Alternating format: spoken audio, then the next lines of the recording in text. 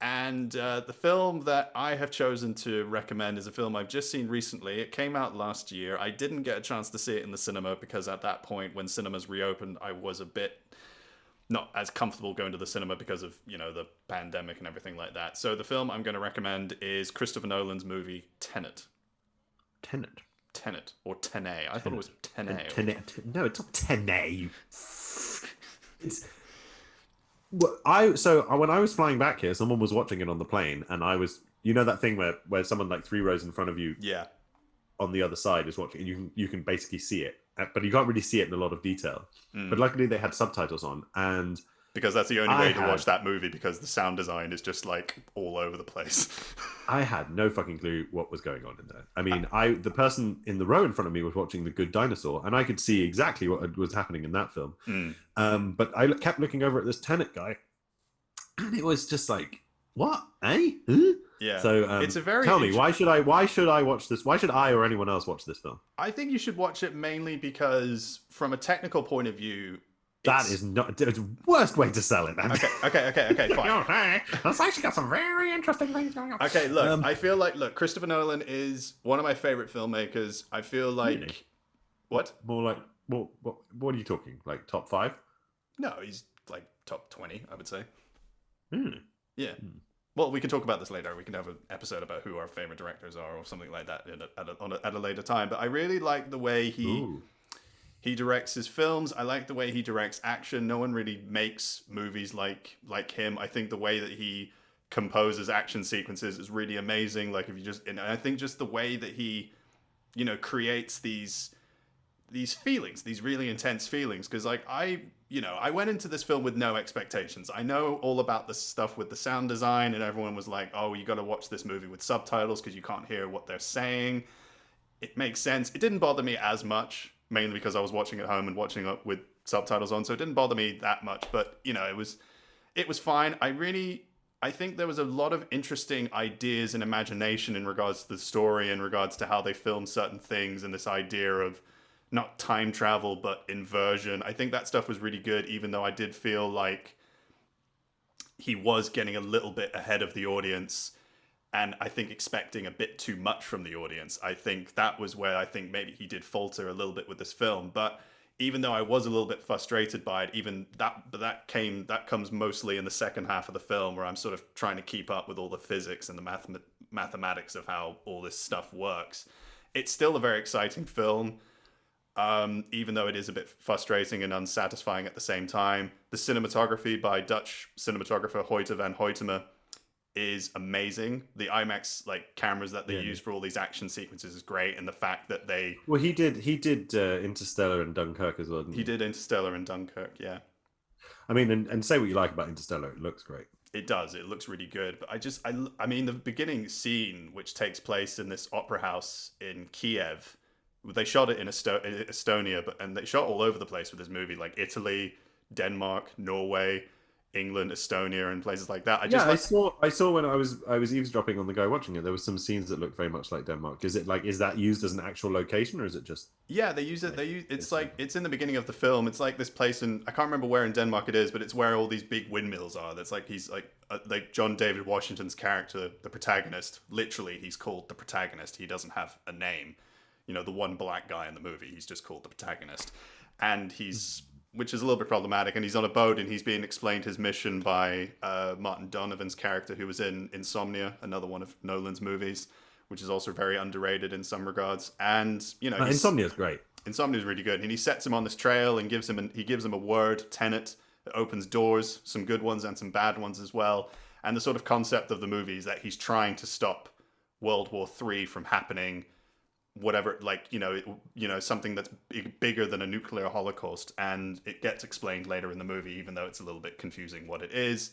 Robert Pattinson, who plays his partner in the film, Neil, he's really good. I think he's one of the best. He gives one of the best performances in the movie.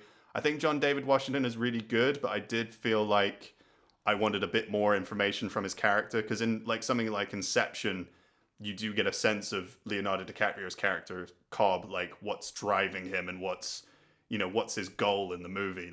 He's trying to get home to his kids in America because, he was, well, I'm not going to explain too much about Inception, but that's I wish there was a little bit more of that. Mm-hmm.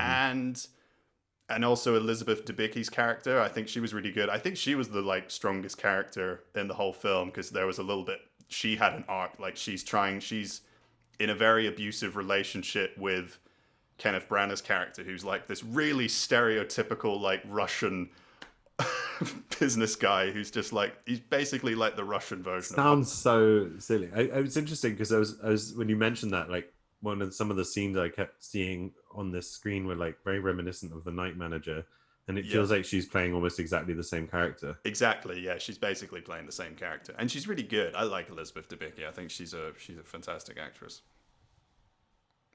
No, for sure. I just feel like it's a shame that the two most high-profile things she's done are kind of the same part. I hope she doesn't end up getting typecast. No, I hope not either, because she's really good. She has kind of like a little bit of a Tilda Swinton sort of style to her. What, just because she's got short hair? I wouldn't say that. I'd say no. I just in the way that they sort of have that in their sort of presence, in the way that they perform, they have similar acting styles. I feel like Swinton's more otherworthy than Debicki is. Yeah, she's a little bit more cerebral, but I don't know. They have certain. They just, for me, I don't know. I just think they have little things. So I think.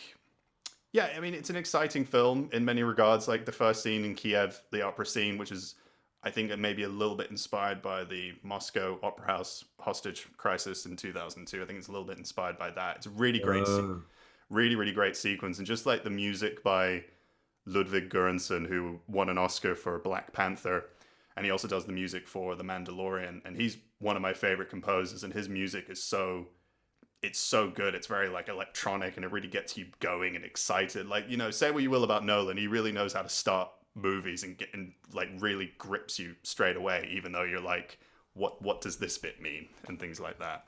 Right. I know from having watched The Dark Knight, the first one, and the Batman Begins, The Dark Knight and Batman Begins, like the action scenes in those are faultless. He's so good at the kinetic energy of and the sort of the feeling of it. It doesn't feel like a big CGI fest. It genuinely feels very real, and that's what makes the action scenes in Dunkirk so good. Well, I mean, it does sound very entertaining. So but I still find this idea of the sound design, I feel like people should get that right. That's inexcusable. If you need to watch the film with subtitles on, they fucked up. Because there's a lot of scenes where the music is like on one level, and then you have like the sound effects as well. It does, because there's a lot of expositional dialogue and explaining so many different things, and it's not that as bad as people have described it, but in some moments you're a bit like, huh?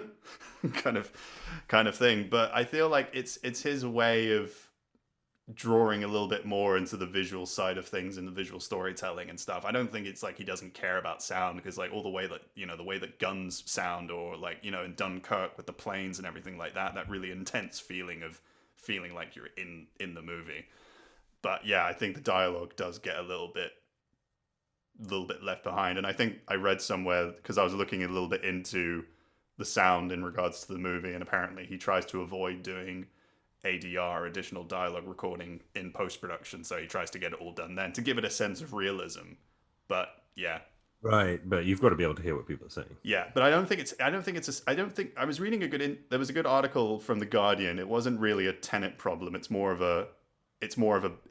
bigger than Tenet. Like, a sound in modern blockbusters, it's not just in his movies. It's in a bunch of movies in many regards. Because once you like have dialogue, you have all these other different like sound files. And sometimes you just have to like find a way to balance. And I've done this before when you're mixing, in films and stuff. It's just trying to find a good balance between the dialogue and everything like that. And sometimes it works, and sometimes sometimes you just, Okay, well, so Tenet. Yeah, definitely give it a watch. It's a film I feel people are going to rewatch it again and again and again. I really want to watch it again just to kind of see what I missed the last time. And I think that's the beauty of Nolan's movies. You just kind of get drawn back to them to kind of see things that you didn't notice the first time. I mean, I have that with Memento, which I saw again fairly recently, and that's a fantastic film. Have you seen Memento? No, not yet, but I'm very keen to. You really should. It's a very surprising film.